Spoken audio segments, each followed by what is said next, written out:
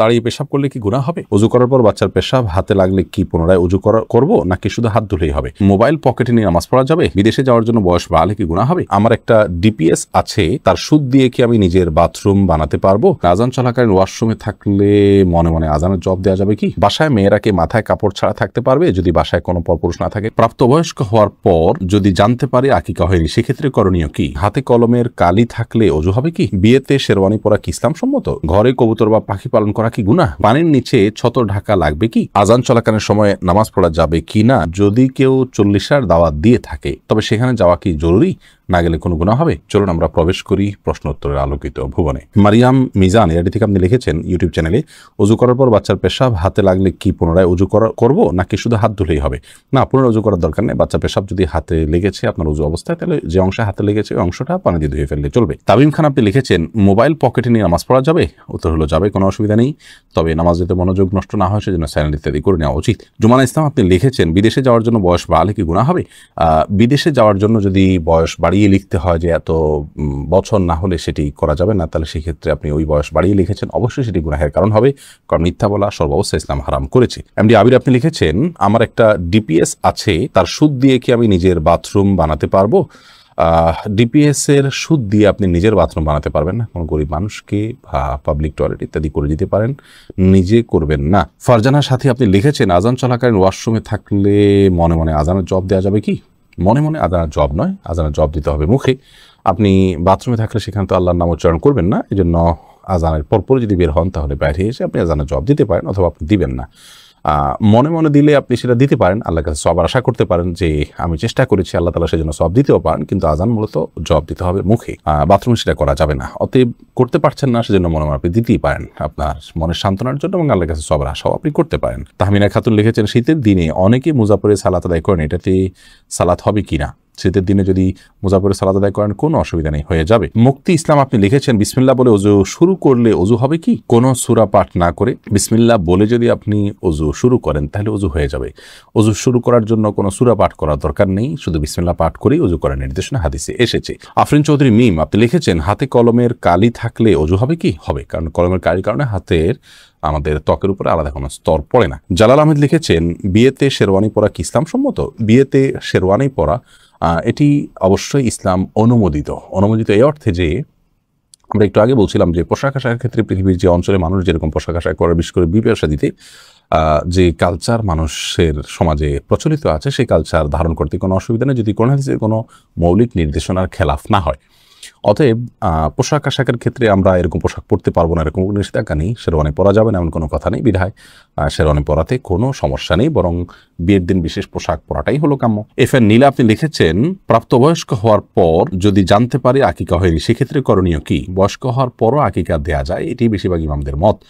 অতএব আকিকার যদিও সুন্নাহসম্মত সময় হলো 7ম, 14তম বা 21তম দিন, সেদিনগুলো পার হয়ে গেলেও আমরা আকিকা দিলে আকিকা হয়ে যাবে। এসকে এমডি ফরিদ আপনি লিখেছেন পানির নিচে ছতর ঢাকা লাগবে কি? পানির নিচে ছতর ঢাকা আবশ্যক নয় যদি সেটা উপর থেকে কেউ না দেখে। এরপরে এমডি লোকমান হোসেন আপনি লিখেছেন লাইগেশন করা জায়েজ আছে কি? লাইগেশন হলো স্থায়ী জন্ম নিয়ন্ত্রণ করার পদ্ধতি, যদি আমি ভুল না বলে থাকি, এটা জায়েজ নয়। স্থায়ীভাবে জন্ম নিয়ন্ত্রণ করা ইসলামের দৃষ্টিকোণ থেকে জায়েজ নয়। সাময়িক যে জন্ম নিয়ন্ত্রণ করার পদ্ধতি আছে সেটি বিভিন্ন উপায়ে হতে পারে, আপনার কপাটি পরে হতে পারে, বা আরও বিভিন্ন আপনার টেকনিক বা সিস্টেম আছে, সেগুলোর মাধ্যমে অস্থায়ীভাবে জন্ম নিয়ন্ত্রণ করা যেতে পারে। হাসনা রাতন আপনি লিখেছেন যদি কেউ 40 দাওয়াত দিয়ে থাকে তবে সেখানে যাওয়া কি জরুরি?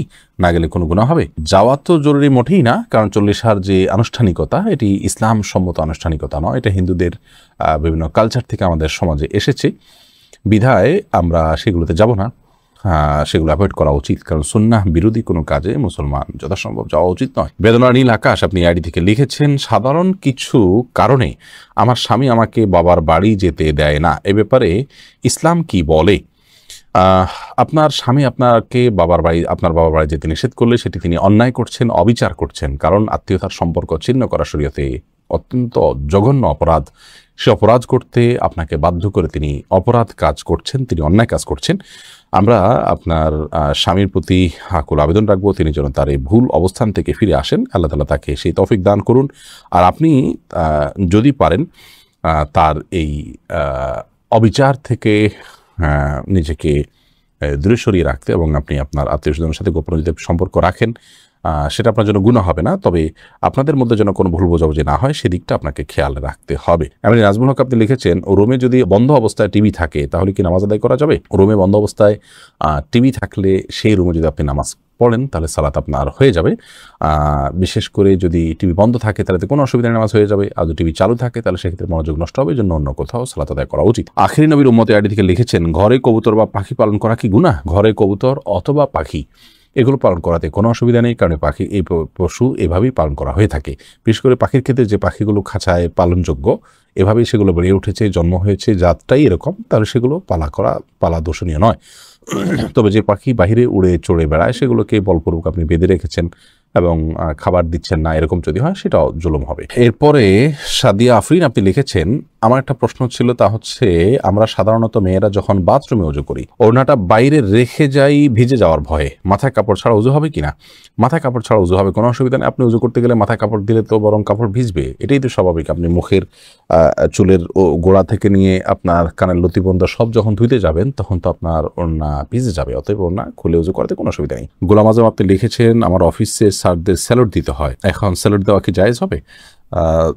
স্যালুট দেওয়ার ক্ষেত্রে আপনি যেহেতু শরীরের কোনো বিধান লঙ্ঘন করতে হচ্ছে না, আপনি মাথাটা আপনার সোজা টান টান রেখে আপনি স্যালুট দিচ্ছেন বিধায় হারাম হবে না, চাকরির খাতির এটা আপনি করতে পারেন। পিআইডি থেকে আপনি লিখেছেন, নামাজের সময় আম্মু কোনো কাজের আদেশ দিলে কি করব? যদি নফল নামাজ হয় আর আম্মুর এই কাজটা খুব বেশি গুরুত্বপূর্ণ হয়, ডাক শুনে বুঝতেছেন যে খুব জরুরি, আম্মু খুব সিরিয়াসলি ডাকছে, তাহলে আপনি নফল নামাজ ভেঙে আম্মুর কথা শুনবেন, পরবর্তীতে সে নামাজ পড়ে দিবেন। আর যদি ফরজ নামাজ হয় তাহলে আপনি নামাজ শেষ করে যতটুকু তাড়াতাড়ি করা সম্ভব করে তারপর আপনি আম্মুটাকে সাড়া দিবেন। জায়নামাজে আপনি লিখেছেন, জায়নামাজের দোয়া কি পড়া লাগে আর মেয়েরা কিভাবে সেজদা দিবে? জায়নামাজের দোয়া বলতে শরীয়তে বিশেষ কোনো দোয়া নেই। আমরা জায়নামাজের উপরে দাঁড়িয়ে সরাসরি সালাত শুরু করব। আমরা যে ইন্নেওয়াজ যেহেতু এরকম একটা দোয়া শিখেছি জায়নামাজের নামে, এরকম কোনো বিশেষ আপনার দোয়ার কথা কোরআন হাদিসে কোথাও বলা হয়নি। সোহানা সুলতান আপনি লিখেছেন, অজুর সময় ঘাড় মাসে করার বিধান কি? অজুর সময় ঘাড় মাসে করাটা বিশুদ্ধ কোনো হাদিস দ্বারা প্রমাণিত নয়। এক্ষেত্রে অনেকগুলো বর্ণনা আছে, এই বর্ণনাগুলোর বেশিরভাগই আপনার অগ্রহণযোগ্য, অনেকগুলো জাল, অনেকগুলো জয়ীফ। এক্ষেত্রে অনেক উলামায়ে কেরাম এটাকে মুস্তাহাব বলে থাকেন, কিন্তু মুস্তাহাব বা সুন্নাহ, বিশেষ করে সুন্নাহ সাব্যস্ত হওয়ার মতো দলিল নেই। যে দলিলগুলো আছে সেগুলো যে সমস্ত উলামায়ে কেরাম মুস্তাহাব মনে করে থাকেন, কারোর কাছে দলিলটা অধিকতর শক্তিশালী মনে হলে তিনি আমল করবেন, কিন্তু আমরা এটাকে শক্তিশালী মনে করি না।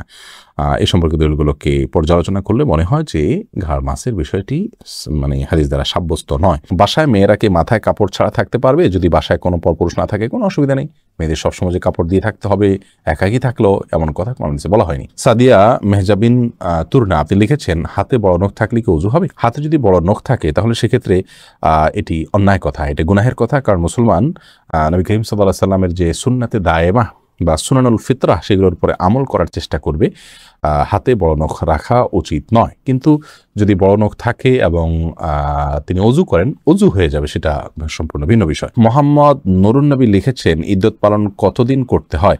ভাই নুরুন নবী, ইদ্যত পালনটা কে করবেন এটার উপর ভ্যারি করবে। যদি কারো স্বামী মারা যায় তাহলে সেক্ষেত্রে 4 মাস 10 দিন ইদ্যত পালন করবেন, আর যদি কেউ তালাকপ্রাপ্ত হন তাহলে সেক্ষেত্রে 3 মাস তিনি ইদ্যত পালন করবেন, 3 মাসে ইদ্যত পালন করবেন, এটা ভ্যারি করবে। এরপরে আজান চলাকালীন সময় নামাজ পড়া যাবে কি না, এমডি আলাউদ্দিন আপনি প্রশ্ন করেছেন। আজান চলাকালীন সময় সালাত পড়া যেতে পারে, আজান চলাকালীন সময় যে নামাজ পড়া যাবে না এমন কোনো কথা কোরআনে কোথাও বলা হয়নি। তবে হ্যাঁ, আপনি জানেন যে এখনই আজান শুরু হবে, তাহলে আজানের জবাব দেওয়া সুন্নত, সেজন্য শেষ সুন্নতটা পালন করে তারপর আপনি সালাত পড়বেন। এরপরের প্রশ্ন হলো, দাঁড়িয়ে পেশাব করলে কি গুনাহ হবে? দাঁড়িয়ে পেশাব করলে সেটা অনুচিত এবং অনুত্তম হবে। কারণ হলো, দাঁড়িয়ে পেশাব করলে তার ছিটা আমাদের গায়ে এসে লাগে, অথচ পেশাবের ছিটা থেকে বাঁচার জন্য নবী করিম সাল্লাল্লাহু আলাইহি ওয়াসাল্লাম তাকিদ দিয়েছেন। কবর আযাবের অন্যতম একটা বড় কারণ হলো পেশাব থেকে ভালো করে পরিচ্ছন্ন না হওয়া। এই জায়গা থেকে দাঁড়িয়ে সচরাচর পেশাব করা উচিত নয়। রাসূল আকরাম সাল্লাল্লাহু আলাইহি সাল্লাম সম্পর্কে আমাদের আয়েশা রাদিয়াল্লাহু আনহা বলেছেন, এবং তিরমিজিতে হাদিসটি বর্ণিত হয়েছে, তার ভাষ্য হলো এরকম যে তিনি বলেছেন, নবী আলাইহিস সালাম দাঁড়িয়ে পেশাব করতেন, এই কথা কেউ বললে তোমরা বিশ্বাস করবে না। সেই জায়গা থেকে দাঁড়িয়ে পেশাব করাটাকে অ্যাভয়েড করা উচিত এবং উত্তম। তবে সৌদি আরবের উলামায়ে কেরাম বিন বাজ, ইবনে উসাইমিন রাহিমাহুল্লাহ সহ অনেক উলামায়ে কেরাম বলে থাকেন যে কেউ চাইলে দাঁড়িয়ে পেশাব করতে পারেন, বিশেষ করে পেশাবের ছিটা ইত্যাদি আসবে, নাপাক হয়ে যাবে, তার কাপড় শরীর লেগে যাবে, এরকম আশঙ্কা যদি না থাকে তাহলে সে অবস্থায় দাঁড়িয়ে পেশাব করাতে অসুবিধা নাই তারা মনে করেন। তার কারণ হলো বুখারীর একটি হাদিস রয়েছে, যে হাদিসে নবী করিম সাল্লাল্লাহু আলাইহি ওয়াসাল্লাম কোন একটা ময়লাযুক্ত এলাকাতে যেখানে বসার পরিবেশ ছিল না সেখানে দাঁড়িয়ে তিনি পেশাব করেছেন। এ হাদিসটাকে তারা ব্যাপক অর্থে নিয়ে থাকেন, কিন্তু প্রথম মতটি অধিকতর বিশুদ্ধ এবং দলিল থেকে আপনার দলিল সমৃদ্ধ বলে আমাদের কাছে মনে হয়। অতএব সচরাচর এবং সাধারণ অবস্থাতে দাঁড়িয়ে পেশাব না করে বসে পড়াই উচিত। রাসূল আকরাম সাল্লাল্লাহু আলাইহি ওয়াসাল্লাম স্বাভাবিক অবস্থায় সেটিই করতেন। হ্যাঁ, বিশেষ কোনো কারণে কোনো জায়গায় বসা পরিবেশ নাই এরকম হলে সেখানে দাঁড়িয়ে পেশাব করা যেতে পারে।